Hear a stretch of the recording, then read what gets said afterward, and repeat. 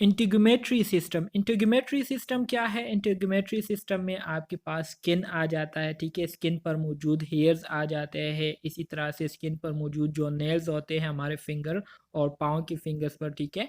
तो ये आपके इंटीग्यूमेट्री सिस्टम में आता है। तो ज़ाहिरी बात है, स्किन की बात हो रही है तो स्किन में सबसे पहली जो चीज़ आप लोग ऑब्ज़र्व करते हैं वो क्या होता है? कलर होता है ना। तो कलर आपने देखना होता है, ठीक है?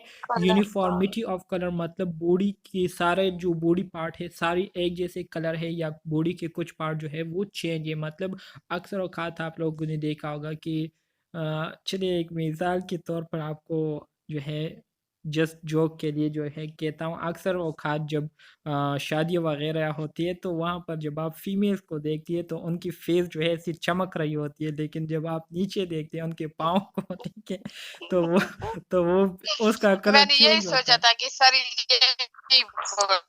तो इसको अब इस कंडीशन में जो है, इस तो कंडीशन में यहाँ पर पाकिस्तान में बड़ी यहाँ पर अब यूनिफॉर्मिटी नहीं है, यहाँ पर जो है ऊपर जो है कलर एक जैसा है और नीचे कलर दूसरा है, ठीक है? तो यहाँ पर सर यूनिफॉर्मिटी नहीं है। नीचे भी जूता चमक रहा होता है सर, ऐसी बात भी नहीं है। नहीं नहीं, जूते की बात नहीं कर रहा हूँ, मैं स्किन की बात कर रहा हूँ। भगवान श्रृंगार तो मेल के लिए है, मेल क्यों जेलस होते हैं ऐसे? नहीं नहीं, और जेल मेल देखिए का के वो भी श्रृंगार करे, पाउडर लगाए। देखिए जेलस तो नहीं होते मेल्स, तो माशाल्लाह से जब ऐसे देखते हैं तो तारीफ़ें करते हैं कि वाह अल्लाह की कुदरत है, कितने खूबसूरत है। इसमें तो वो जेलसी की देखिए ना बात अपने नहीं मुंह है। में क्यों होता है। सर ऐसे नहीं है, फीमेल ज्यादा वो करती है, खर्चा करती सर आपने बहुत सही से समझा। है। हाँ त्योहार भी तो इन लोगों के लिए होता है अच्छा जी, हाँ, खैर है, तो बॉयज़ क्लीनर की करती एग्ज़ाम्पल है ना भी है। इसलिए। बॉयज़ की एग्ज़ाम्पल भी देखिए सर अगर आए लड़कियां तो मैं अग्रेसिव हो बॉयज़ गई की है। एग्ज़ाम्पल भी दे सकता हूँ। आजकल के बॉयज़ भी, इनसे भी लड़कियाँ बनी हुई है, मतलब इतना ज़्यादा जो है वो सैलून में अपने ऊपर टाइम देते हैं। मैं अभी मतलब कुछ साल पहले मैं स्वात गया था, तो स्वात के जो लोग हैं ना, जो बॉयज़ लोग हैं, जो लड़के हैं, वो इतना ज़्यादा जो है अपने ऊपर खर्चा करते हैं। मैं गया था तो तकरीबन 2-3 घंटे मैं वहाँ पर बैठा हुआ था और सिर्फ़ एक बंदे के जो है उसकी हेयर कटिंग हो रही थी, फिर हेयर कटिंग के बाद उसका फेशियल हो रहा था, फिर उसके स्किन को जो है, उसके गालों को जो है वो रेड किया जा रहा था। तो आखिर में मैं गुस्सा होकर उनको मैंने कहा कि यार ये आप लोग क्या कर रहे हो? 2-3 घंटे से एक ही बंदे पर लगे हुए हो, साथ में कहानियाँ भी सुना रहे हो और वो ईद की रात थी, ठीक है? तो गुस्सा हुआ तो फिर उन्होंने कहा कि अच्छा ये मेहमान है, इसको आगे करें, फिर आप हमारी बाद में कर लेंगे। तो स्वात के लोग जो है वो बहुत ज़्यादा, जो मेल हज़रात हैं वो बहुत ज़्यादा आजकल मेकअप वग़ैरह कर रहे हैं, लेकिन आजकल तो हर जगह सर पर, हर जगह पर कॉमन हो सर गए हैं। हर जगह सर करते हैं, इस्लामाबाद में हाँ, इनकी प्लगिंग देखने वाली होती है। आपको बड़ी देर है। ठीक। सो इंटीग्यूमेट्री सिस्टम में आपके पास जो है स्किन आ जाता है, हेयर्स आ जाते हैं, नेल्स आ जाते हैं। तो इसमें पहला जो काम हमने करना होता है वो इंस्पेक्शन करनी होती है। तो इंस्पेक्शन में हमने स्किन कलर को देखना होता है, इसी तरह से कलर की यूनिफॉर्मिटी को देखना है कि पूरी बॉडी जो है वो एक जैसे कलर है या फेस एक तरह का कलर है, हाथ एक तरह का कलर है, तो यूनिफॉर्मिटी को हमने देखनी होती है। अक्सर आप लोगों ने देखा होगा जो बीमार लोग होते हैं, ठीक है, जिनकी फेस सारा स्किन जो है बिल्कुल वाइट वाइट होता है या रेडिश होता है, ठीक है। तो ये सारी चीज़ें जो है हम क्या करते हैं इंस्पेक्शन के दौरान देखते हैं। इसी तरह से स्किन की जो टाइप है उसको हम देखते हैं कि मॉइस्चर स्किन है या ड्राई स्किन है, ठीक है। इसके साथ साथ hair pattern, rashes, lesion, pallor oedema, ठीक है। हेयर पैटर्न को देखते हैं कि बाल जो है वो कैसे है, रेगुलरली मतलब बिल्कुल बॉडी पर, पूरी बॉडी पर बाल एक जैसे है या कुछ जगहों पर ज़्यादा है या कुछ जगहों पर कम है या कुछ जगहों को पर बिल्कुल नहीं है। इसी तरह से रेशेस को हम स्किन पर देखते हैं, लीजन्स, इसी तरह से स्किन की पेलनेस को देखते हैं कि स्किन कलर तो पेल नहीं हुआ है, ठीक है। एडिमा देखते हैं, किसी किस्म की फ्लूइड एक्यूमुलेशन तो स्किन में नहीं हुई है। तो ये सब कुछ हम क्या करते हैं इंस्पेक्शन के दौरान देखते हैं। इसके साथ साथ पल्पेट करते हैं। पल्पेट हम इसलिए करते हैं ताकि हम बॉडी टेम्परेचर को आइडेंटिफाई कर सके। इसी तरह से स्किन की जो टर्जिडिटी है, ठीक है, जो सख्ती है उसको मालूम करें। टर्जिडिटी से मुराद ये है, टर्गर से मुराद ये है कि जब आप स्किन जो यंगर्स होते हैं ना, यंगर्स, तो इनकी जब हम स्किन को क्या करते हैं, पकड़ते हैं, ठीक है, 2 फिंगर्स के ज़रिए, और फिर इसको थोड़ा-सा खींचते हैं और फिर छोड़ते हैं, तो वो सेकंड्स के अंदर जो है अपनी पोजीशन पर आ जाती है। लेकिन जो ओल्ड एज लोग होते हैं, उनके स्किन को जब आप पकड़ते हैं, खींचते हैं और फिर छोड़ते हैं, तो वो अपनी जगह पर आने में क्या लेती है, टाइम लेती है। तो मतलब ये है कि उसकी जो टर्जिडिटी होती है वो लूज़ हो चुकी होती है ड्यू टू एज, ठीक है। इसी तरह से लेजन, एडिमा, ये सारी चीज़ें हम क्या करते हैं, पल्पेशन के ज़रिए आइडेंटिफाई करने की कोशिश करते हैं। परकशन एंड एस्कल्टेशन जो है ये हम बहुत कम जो है स्किन असेसमेंट के दौरान इस टेक्निक्स को यूज़ करते हैं, ठीक है। इसी तरह से स्किन में हम पेलरनेस को देखने के लिए हम क्या करते हैं, स्किन में हम पेलरनेस जो है देखते हैं कि स्किन पेल है या नहीं, साइनोसिस देखते हैं, ठीक है। साइनोसिस का पता है ना, ब्लूविशनेस ऑफ द स्किन, जब बॉडी में ऑक्सीजन की क्या हो, कमी होती है, ठीक है। तो ऑक्सीजन की कमी की वजह से हमारा जो स्किन होता है या स्किन के पार्ट होते हैं वो क्या हो जाते हैं, ब्लू हो जाते हैं। जैसे साइनोसिस में जो कॉमनली बॉडी पार्ट्स ब्लू होते हैं, ब्लूइशनेस का शिकार होते हैं, उसमें आपके पास लिप्स आते हैं, ठीक है। इसी तरह से जो फिंगर्स है ये आ जाते हैं, बहुत ज़्यादा ब्लू हो जाते हैं, ठीक है।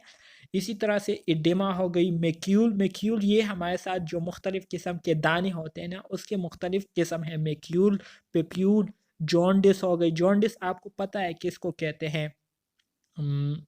यरकान को हाँ यार, कान को, टाइप यरकान ऑफ एडिमा हो गई, ठीक है। इसी तरह से हेयर सिटिज्म, हेयर सिटिज्म से मुराद ये है, ये वो कंडीशन होती है जिसमें पूरे जिस्म पर बहुत ज़्यादा बाल होते हैं, ठीक है, तो इसको हेयर सिटिज्म कहते हैं। और एलोप्सिया ये वो कंडीशन होती है जिसमें बंदा जो है वो गंजेपन का शिकार हुआ होता है, चाहे वो मेल हो या फीमेल हो, गंजे होते हैं, ठीक है, तो इसको एलोप्सिया कहते हैं। एलोपेशिया सर, हाँ जी, बिल एलोपेशिया। हेलोपीशिया, एलोप्सिया या हेलोपीशिया, मैंने तो इसको एलोप्सिया सुनते हुए अभी तक सुना है, मतलब इसमें जो ई है ये साइलेंट है, तो इस वजह से इसको लोग, कुछ लोग एलोप्सिया भी कहते हैं, कुछ लोग एलोपीशिया भी कहते हैं। सही जी है, सर, एलोपेशिया ही समझता था। ओके जी, सही है।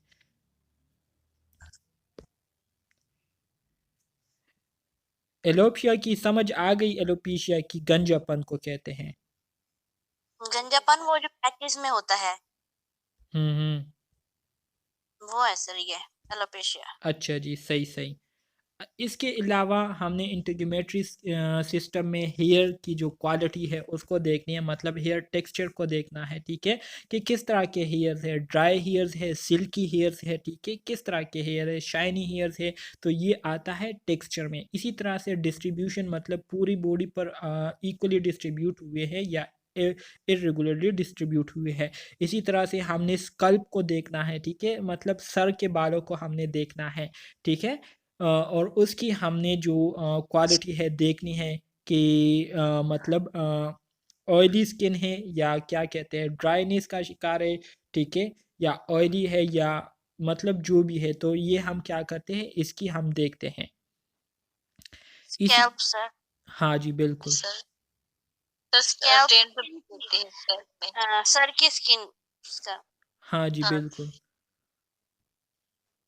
इसी तरह से आपके पास नेल आ जाते हैं, नेल्स में हम क्या करते हैं, इंस्पेक्शन करते हैं। तो इंस्पेक्शन हम इसलिए करते हैं, जैसे कि अभी मैंने आपको बताया कि साइनोसिस के लिए हम नेल्स को चेक करते हैं, नेल्स बेड्स को चेक करते हैं, ठीक है, और पल्पेशन हम उसकी करते हैं। सो ब्लेंड टेस्ट और कैपिलरी रिफिल, ब्लेंड टेस्ट या कैपिलरी रिफिल टेस्ट, ये आपके पास एक ऐसा टेस्ट होता है जिसमें हम क्या करते हैं, जिसमें हम ऑक्सीजन सेचुरेशन को देखते हैं, मतलब आप पेशेंट के जो नेल्स होते हैं इसको आप क्या करते हैं, प्रेस करते हैं कुछ टाइम के लिए, और फिर प्रेस करते हैं तो इसका कलर पेल हो जाता है, और फिर एकदम से छोड़ते हैं तो वो क्या जाता है, वो दोबारा से अपनी जो कलर है उसको गेन कर लेता है। सो अगर एक नॉर्मल टाइम के अंदर अंदर विद इन 2 सेकेंड्स के अंदर अंदर जो है ये आए, ठीक है, तो ये आपके पास नॉर्मल सर्कुलेशन है। लेकिन अगर विद 2 सेकेंड से ज़्यादा ले ले तो ये फिर आपके पास नॉर्मल नहीं होता, ठीक है। सो डिले रिटर्न ऑफ कलर बिल्कुल सर, इंडिकेट, सर इसको ये सीआरटी कहा जाता है, कैपिलरी जी रिपल सर, टाइप सीआर में 1 से 3 सीआरपी या सेकंड का सीआरएफ, होता है। Capillary refill. तो हाँ ना, कैपिलरी हाँ ना, बिल्कुल इसको ब्लेंच Yeah, टेस्ट या yeah. कैपिलरी रिफिल टेस्ट कहते हैं ना। ब्लेंच टेस्ट भी आप इसको कह सकते हैं या कैपिलरी रिफिल टेस्ट भी कह सकते हैं। REFILL refill. Yes, sir. Yes, sir. Yes. So poor arterial circulation, इसके ज़रिए हम सिर्फ ये जानने की कोशिश करते हैं कि नेल्स तक ब्लड की सर्कुलेशन प्रॉपर तरीके से हो रही है या नहीं, ठीक है। इसी तरह से क्लबिंग किसे कहते हैं? क्लबिंग आप लोगों ने देखा होगा, कुछ लोगों के जो नेल्स बेड होते हैं ना, ये बहुत ज़्यादा ऊपर हुए होते हैं, एंगल इसका बहुत ज़्यादा ऊपर गया Phone होता है। shaped होते हैं। हाँ जी, तो इसको क्लबिंग कहते हैं। इसी तरह से loss of normal angle between nails and nail bed, nails और नेल बेड्स के दरमियान जो नॉर्मल एंगल होता है, ठीक है, वो लॉस हुआ होता है। तो ये सारी चीज़ें हम क्या करते हैं, इंस्पेक्शन के दौरान और पल्पेशन के दौरान हम देखते हैं। समझ आ रही है मेरी बात? जी सर। जी सर। कोई मुश्किल है यहाँ तक जितना भी पढ़ा है, इसमें कोई मुश्किल आई है आपको? नो सर, रीड कर अब लेंगे नेल सर। जो है वो हार्ट पेशेंट्स के भी होते हैं, एक सिग्निफिकेंट साइन है उनका, जी क्लब जी, नेल। बिल्कुल बिल्कुल सही बात है। वो जो वो बच्चे मतलब वो होते हैं कॉन्जेनिटल हार्ट डिजीज, उन लोगों में ज्यादा मतलब क्लियर ही नजर आता है। बिल्कुल बिल्कुल उन लोगों बिल्कुल। से बिल्कुल नहीं। ASD VSD और उनमें कंजेनाइटल। साइनोसिस, जो बच्चे होते हैं, बच्चों में साइनोसिस का प्रॉब्लम भी बहुत ज़्यादा जो है वो देखने को मिलता है बच्चों में। और कैपिलरी रीफिल न्यू बोन्स का जो है जॉइंटस जो है ना, उसके असेसमेंट के लिए भी किया जाता है बिल्कुल बिल्कुल ज्यादातर। सही जी। बात है। इसी तरह से स्किन में आपने क्या, स्किन में तो वही बातें हैं कि आपने रेशेस देखने होते हैं कि रेश स्किन पर है या नहीं, लीजन है या नहीं, ठीक है। इसी तरह से स्किन में किसी किस्म के चेंजेस आई हुई है या नहीं, ठीक है। मुख्तलिफ पार्ट्स आपने देखने होते हैं। स्किन ड्राइनेस या ऑयली स्किन है, ये देखना होता है। इसके अलावा देखना होता है कि ख़ारिश तो नहीं हो रही स्किन पर, ठीक है, या कलर तो चेंज नहीं हुआ है स्किन का। तो ये सब आपने क्या करना होता है, देखना होता है। सही है। जी जी सर। आगे बढ़ते हैं। इसके बाद आ जाते हैं हेड की तरफ। हेड में आपने क्या करना होता है, इंस्पेक्शन एंड पल्पेशन। हेड में आपने दो काम करने होते हैं, इंस्पेक्शन करना होता है और पल्पेशन करनी होती है। इंस्पेक्शन में आपने हेड साइज़ को देखना होता है, हेड के शेप को देखना होता है, इसके साथ साथ हेड की साइमेट्री को देखना होता है। साइमेट्री में आपने दोनों ईयर की जो पोजीशन है वो देखनी होती है, ठीक है। नोज़ अपनी पोजीशन पर है, ठीक है। इसी तरह से आईब्रोज, ये सारी चीज़ें आपने देखनी होती है कि अपनी जगह पर मौजूद है या नहीं, ऊपर नीचे हुए हैं, तो ये आपने देखना होता है, ठीक है। जी इसी सर, तरह ये से जब आपके बच्चे। पास जी सर। इसी तरह से आपके पास ये ऊपर जो फार्मूला आपको दिखाई दे रहा है, ये वर्ड हैंड, ठीक है। तो H stand for head, E stand for eyes, another E stand for year, N stand for what, ये नोज। हाँ, ये आगे आने वाला है, इसको हम आगे पढ़ेंगे, सही है, तो ये क्लियर हो जाएगा। और T फॉर थ्रोट। हाँ जी। अच्छा जी, तो आइज़ में हमने इंस्पेक्शन और पल्पेशन करनी होती है। तो आइज़ में हमने क्या करना होता है, इंस्पेक्ट एंड पल्पेट लिड्स, जो आई लिड्स होते हैं उसको हमने देखना होता है, उसको पल्पेट करना होता है। आई लैशेज़ हमने देखने होते हैं, आइज़ की जो पोजीशन है वो हमने देखनी होती है, साइमेट्री देखनी होती है कि दोनों एक दूसरे से बराबर फासले में मौजूद है या नहीं, ठीक है। नोज़ के दोनों साइड पर बराबर साइज पोजीशन में मौजूद है या नहीं।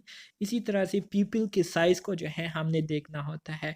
इसके अलावा स्नेलल चार्ट के ज़रिए हमने विजुअल एक्यूटी को देखनी होती है, मतलब जो आई साइट है उसको हमने चेक करना होता है कि प्रॉपरली हमारे साथ नज़र आ रहा है बंदे को या नहीं। टोटल जो हमारे साथ आई साइट है वो कितनी है, 14/14 है या 20/20 है, इस तरह से कुछ आता है मेरे ख्याल में।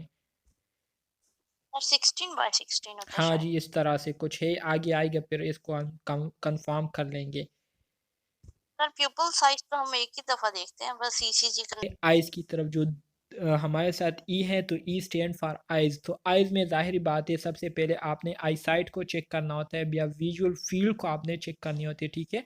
फेरिफेरल विजन, फेरिफेरल विजन से मुराद ये है कि जब आप अपने पेशेंट को अपने सामने बिठाते हैं, ठीक है, और उनके एक साइड पर पेन ले जाते हैं, ठीक है, उनको कहते हैं कि आपको इस एंगल पर ये पेन नज़र आ रहा है या नहीं, फिर दूसरे साइड पर ले जाते हैं, तो इसको कहते हैं, उनकी विजुअल फील्ड को आप चेक करते हैं, ठीक है। मतलब अब आप लोग मोबाइल को देख रहे हैं तो मोबाइल को देखने के साथ साथ आपको अपने साइट पर जो लोकेशन नज़र आ रही है थोड़ी बहुत ब्लर फॉर्म में, तो इसको कहते हैं विजुअल फील्ड। तो ये विजुअल फील्ड हम क्या करते हैं, चेक करते हैं। इसी तरह से EOM, ठीक है।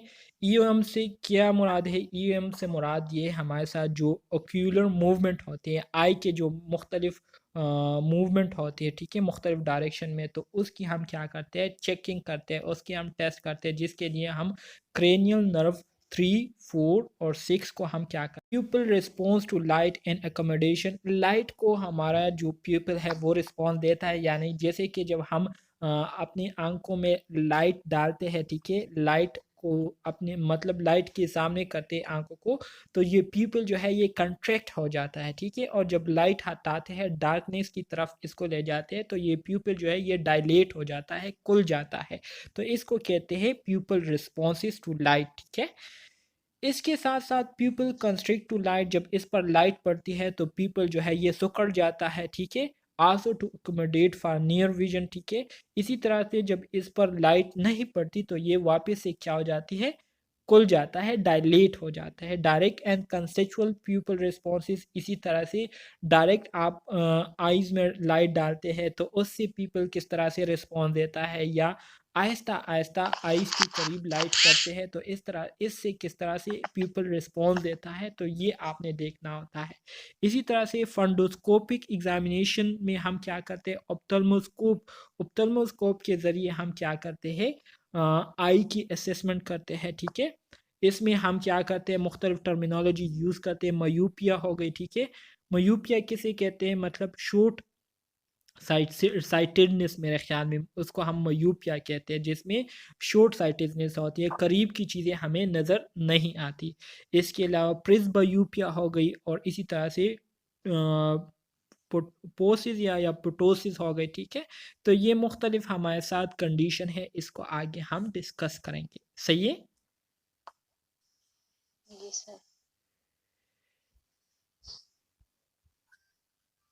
अच्छा जी, इंस्पेक्शन एंड पल्पेशन। अब ईयर्स के बारे में हम बात करेंगे। ईयर्स की हम क्या करते हैं, इंस्पेक्शन एंड पल्पेशन करते हैं ईयर्स में भी। तो ईयर्स में सबसे पहले हम ईयर्स की जो साइज़ है उसको हम क्या करते हैं, देखते हैं, ठीक है। इंस्पेक्शन करते हैं, शेप को हम देखते हैं कि किस तरह की शेप है ईयर्स की, कानों की, इसी तरह से प्रॉपर पोजीशन पर मौजूद है या नहीं, उससे किसी किस्म की फ्लूइड तो डिस्चार्ज नहीं हो रहे, ड्रेन तो नहीं हो रहे, या किसी किस्म की लीजन तो नहीं है।